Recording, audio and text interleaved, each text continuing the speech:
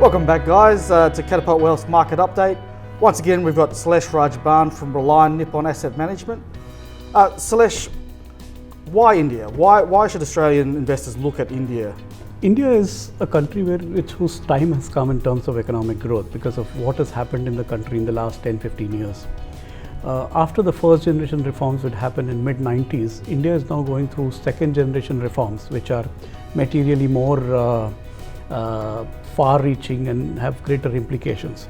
For example, we have introduced a GST, which I'm sure has been most important tax reform, which connecting the whole country together virtually, which is to improve our ease of doing business materially locally, and will actually support recovery and growth, implementation of very strong compliance, and facilitate sustained growth in India. Second important area why we just want to emphasize on India as a destination is the runway for growth is very, very long, in the sense, for example, can an economy like India compound at 7% for 10-15 years? It's a very high probability case given the structural reforms which have happened, plus also the levels of underpenetration India has in many categories.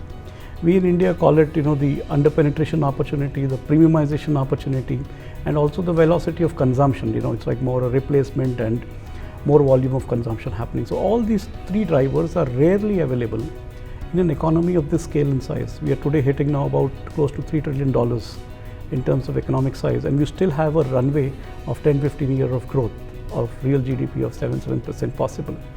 The levels of underpenetration, the increase and premiumization opportunity which exists, plus also the increased volume of consumption or the velocity of consumption which happens in India could be a secular long-term driver.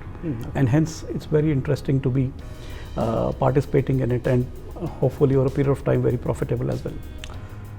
We've seen the rise of China. The whole world has watched China's rise from the ashes, essentially. Is India the next China? And if so, when is it going to all kick off? Yeah.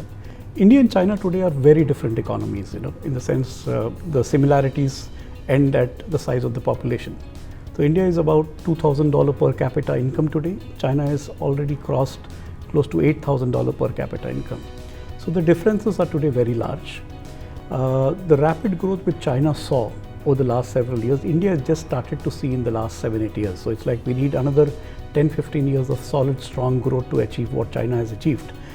It gives us a lot of confidence and comfort that you've seen larger countries demonstrate that you can manage such a huge population and create markets and excel, which normally is not the case because a lot of countries also falter at certain levels of sizes. But China has demonstrated that success. In India, using the same example, we have a long runway of growth. The same opportunities which China has achieved at different levels of per capita income, the same markets they have created are getting created as we speak in India today. For example, the level of penetration in many categories is single digit in India or close to early double digits. But in Chinese economy with that $8,000 per capita income, the penetration levels have started to 40, 50, 60%. Okay. So virtually market sizes are getting larger. And if you enter those markets and become leaders at early stages, the economics and the returns for investors or shareholders in those kinds of businesses are large. Okay. Thank you very much, Sailesh. Thank you for joining us, and we'll catch you next time. Thank you.